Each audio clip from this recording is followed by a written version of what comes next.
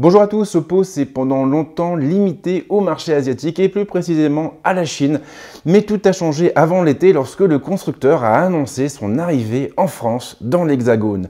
Et non seulement Oppo a annoncé son arrivée chez nous, mais en plus il a présenté un téléphone positionné sur un segment haut de gamme, un téléphone résolument premium, le fameux Find X.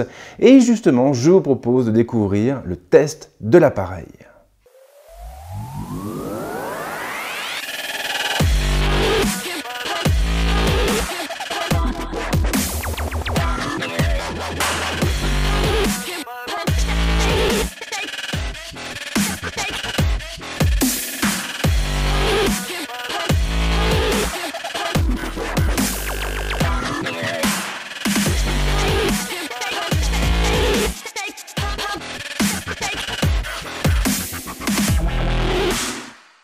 Ce test ira assez loin. Pour commencer, nous reviendrons sur le design et sur l'ergonomie de l'appareil, et puis ensuite on parlera de son écran, de son processeur, de son autonomie, pour rebondir ensuite sur ses différents capteurs photo et terminer finalement avec toutes les fonctions propres à la plateforme.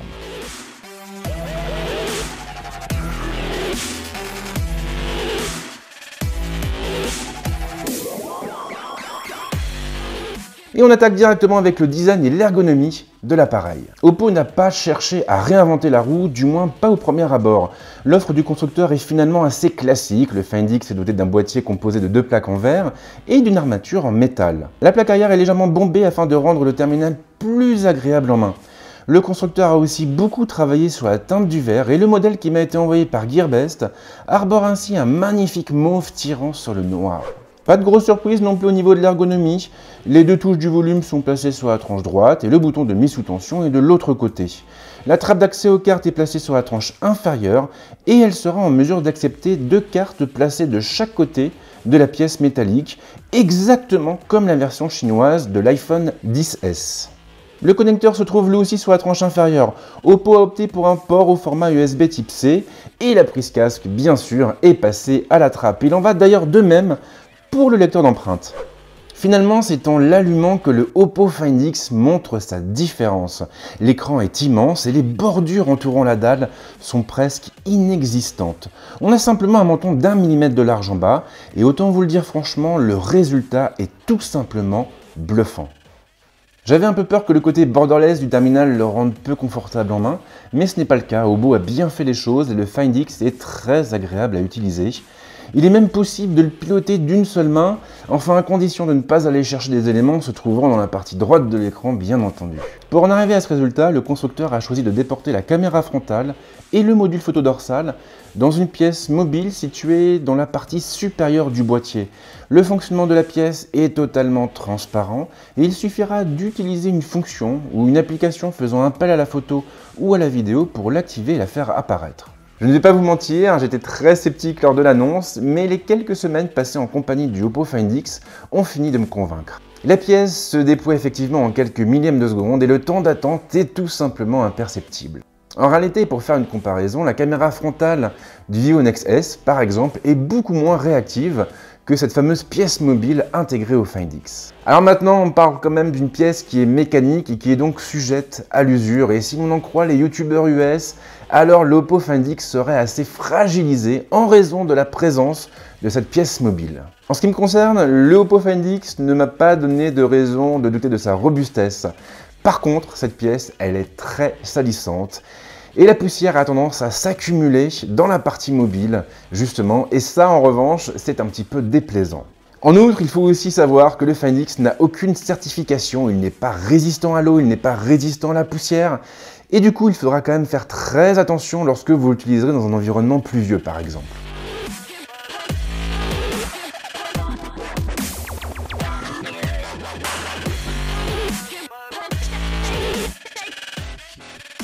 Le Oppo Find X est très impressionnant sur le plan du design, mais qu'en est-il de ses caractéristiques techniques? Et justement, le moment est venu de parler de son écran, de son processeur, de son autonomie et bien sûr de son modem. L'Oppo Find X est donc doté d'un écran borderless de 6,4 pouces. Le constructeur a opté pour une dalle de type AMOLED, une dalle qui est capable d'afficher du Full HD+, et donc du 2340 par 1080. Cette dalle, elle fait très bien son travail. AMOLED oblige, le Find X est capable d'afficher des couleurs très contrastées, avec des noirs vraiment noirs. Le constructeur a fait du très bon travail et on trouve en plus quelques options intéressantes du côté des paramètres. En allant fouiner dans les copieux menus de la plateforme, il sera en effet possible de modifier la tonalité de la dalle et de partir sur des couleurs plutôt chaudes ou plutôt froides. Le menu est également présent et on trouve même un mode consacré aux vidéos. Attention cependant car ce dernier est uniquement compatible avec le lecteur local et quelques outils tiers. Si l'écran du Find X est très efficace pour une utilisation courante, c'est bien entendu sur la vidéo et le multimédia qu'il nous montre ce dont il est réellement capable. Il sera tout à fait concevable de regarder l'épisode d'une série ou même un film sur le téléphone sans pour autant craindre pour ses rétines.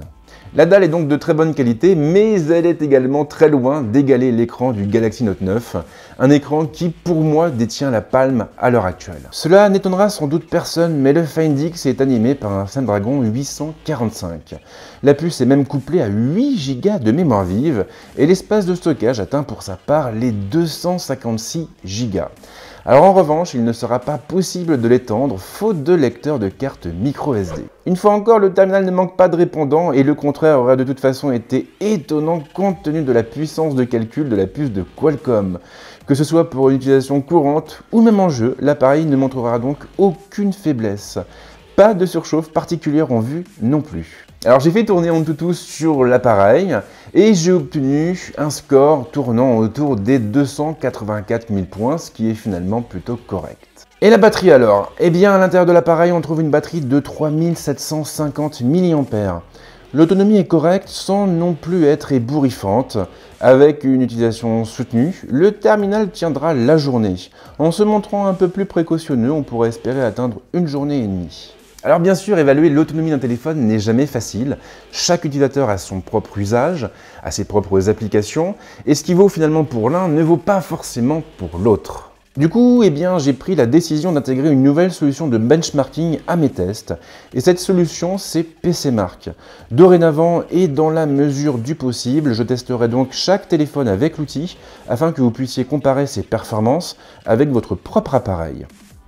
Le Find X inaugure donc le bal et d'après la solution, le terminal offrirait une autonomie de 8h19 en usage continu et mixte. Côté communication et comme à l'accoutumée, on est parti sur un test simple effectué avec nperf et ma ligne Soch, le tout depuis l'Île-de-France. Sur une zone bien dégagée, le terminal a atteint les 16,44 Mbps en réception et les 1,81 Mbps en émission avec une latence de 21 millisecondes. Le score pour sa part est de 84% en navigation et de 91% en vidéo avec une note totale de 72 099 points.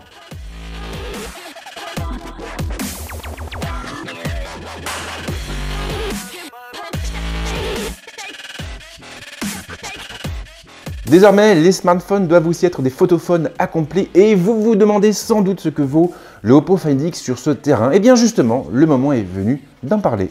L'Oppo Find X est donc doté d'un module photo rétractable. La pièce est montée sur 2 rails avec un moteur pour l'animer et la faire remonter en cas de besoin. La partie photo repose à l'arrière sur un capteur de 20 millions de pixels et sur un second capteur de 16 millions de pixels. Dans les deux cas, on trouve des optiques limitées à une ouverture à 2. Et ça, malheureusement, ce n'est pas anodin et la faible ouverture des optiques équipées sur le Find X entraîne malheureusement des pertes de détails sur les photos en basse luminosité. En pleine lumière, le terminal affiche des performances correctes. Il est capable de produire des images avec un piqué plutôt convenable et une dynamique assez marquée dans les ombres. La colorimétrie est plutôt correcte avec un rendu assez naturel. L'obturateur, bon point, est très réactif. Il sera parfaitement possible d'obtenir des images nettes avec des sujets en train de marcher. Par contre, dès que la luminosité commence à baisser, alors les performances de l'appareil photo s'écroulent brutalement. Les images produites sont très bruitées en raison de la montée en ISO et cela se traduit par l'apparition d'artefacts mais également par une perte de détails et de dynamique. Et le gros problème, c'est que ces problèmes ne se posent pas uniquement en pleine nuit. En réalité, les performances du Find X sont aussi très décevantes sur les photos en intérieur. Tous ces problèmes, on les retrouve bien sûr en vidéo, avec en plus une stabilisation presque anecdotique. L'appareil ne sera pas en mesure de compenser vos tremblements et il ne pourra donc pas produire de plan fluide, pas sans passer par un gimbal en tout cas. L'application pour sa part est plutôt conventionnelle, l'interface repose sur plusieurs rubans, les modes seront accessibles par un simple balayage horizontal et en plus du mode photo et vidéo, on trouvera un mode portrait, un mode ralenti, un mode timelapse, un mode panorama ou même un mode expert. Il sera d'ailleurs préférable de passer par ce dernier mode pour vos photos d'intérieur ou de nuit. Car en effet, grâce à lui, vous pourrez récupérer un peu de détails en baissant manuellement la sensibilité, quitte à produire des photos légèrement sous-exposées. En plus de ces modes, on trouvera aussi des options variant en fonction des configurations.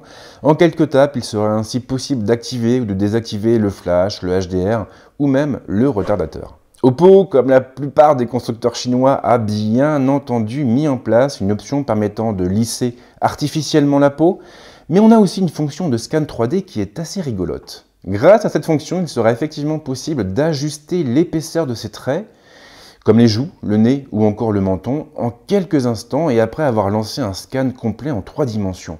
L'opération prend un peu de temps, mais il faut avouer que les résultats sont plutôt intéressants. Donc le résultat n'est pas mauvais, mais il faut avouer que la fonction fait un peu tâche en raison de tous les problèmes en lien avec la dysmorphophobie. De mon point de vue, permettre aux utilisateurs de modifier artificiellement leurs traits n'est pas le meilleur moyen d'enrayer le phénomène, bien au contraire. Le mode portrait est plutôt bien fichu.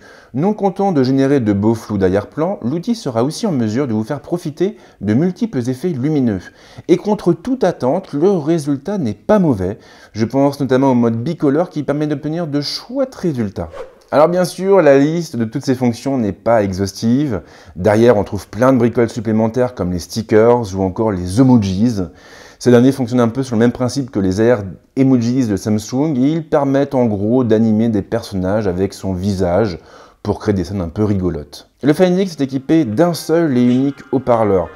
Je m'attendais vraiment à des résultats assez médiocres, mais ce n'est pas le cas. Le terminal n'est pas mauvais au niveau du son, il peut même obtenir de bons résultats. En revanche, la pièce n'est pas bien placée et Oppo a choisi de l'intégrer à la tranche inférieure. Du coup, nous aurons souvent tendance à l'étouffer avec nos mains. Et voici une petite démonstration de ce qu'il est possible d'obtenir avec le haut-parleur du Find X.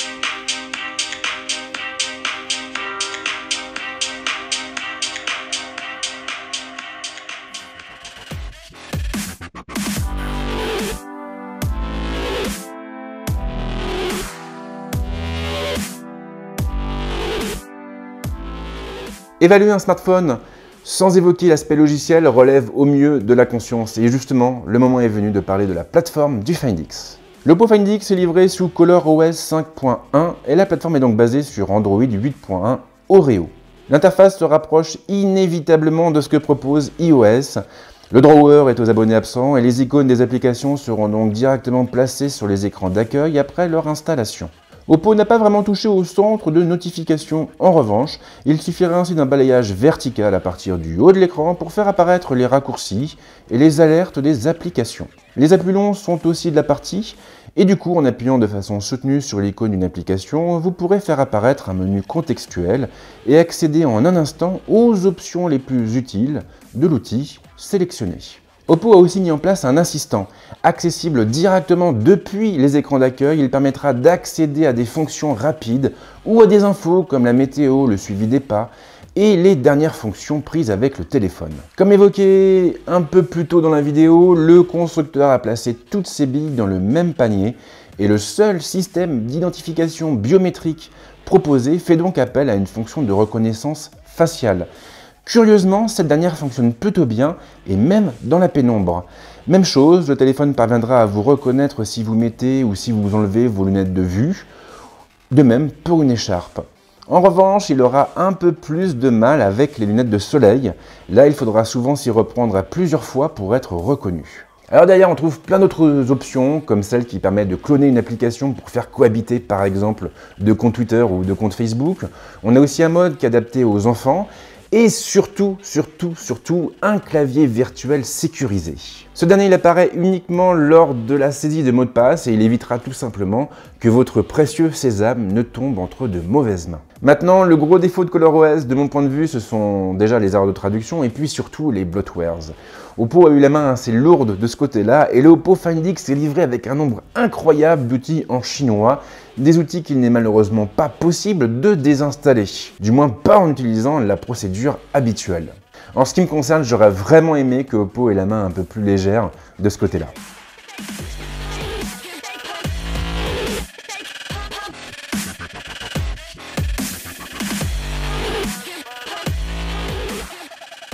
Le Find X ne laissera personne indifférent, c'est un fait. Ce téléphone, il est vraiment bien fichu et surtout son design en fait un produit d'avant-garde, un produit qui est finalement assez futuriste et qui nous donne une bonne idée de ce qui nous attend dans les années à venir en termes de mobilité. Derrière, on a en plus des composants qui sont de qualité. On a une belle dalle, on a un beau processeur et la batterie offre des résultats plutôt corrects. Finalement, de mon point de vue, le gros défaut du téléphone, c'est tout ce qui est en lien avec la photo et la vidéo. Le module dorsal n'est pas mauvais, c'est un fait, mais la faible ouverture de ces optiques rend les choses compliquées dès que la lumière commence à manquer ou dès qu'on se retrouve en intérieur. Si vous êtes vraiment mordu de photos, je vous conseillerais donc de vous orienter plutôt vers un P20 Pro ou vers un Galaxy Note 9 qui sont bien meilleurs de ce côté-là. Malgré tout, le Find X est un bon appareil, j'avoue avoir eu vraiment un coup de cœur pour lui. Ce côté borderless, il est vraiment génial. Et regarder des contenus comme des vidéos YouTube ou autres sur cet écran est une expérience qui est vraiment intéressante. Bref, je vais m'arrêter là. Comme d'hab, si vous avez des questions, les commentaires sont là pour ça. Et puis si vous avez aimé la vidéo, vous pouvez lâcher un petit like ou même carrément vous abonner à la chaîne, ce qui me ferait vraiment très plaisir. Sinon, on a pas mal de vidéos en cours. Vous aurez notamment l'occasion de découvrir le test du Black Shark, celui du Vivo Nexus. Et puis les croqueurs de pommes ne seront pas non plus oubliés puisqu'ils auront droit à une prise en main de l'iPhone XS et de l'Apple Watch Series 4. Une prise en main qui devrait normalement arriver d'ici quelques jours. En attendant, eh bien, éclatez-vous. Ciao!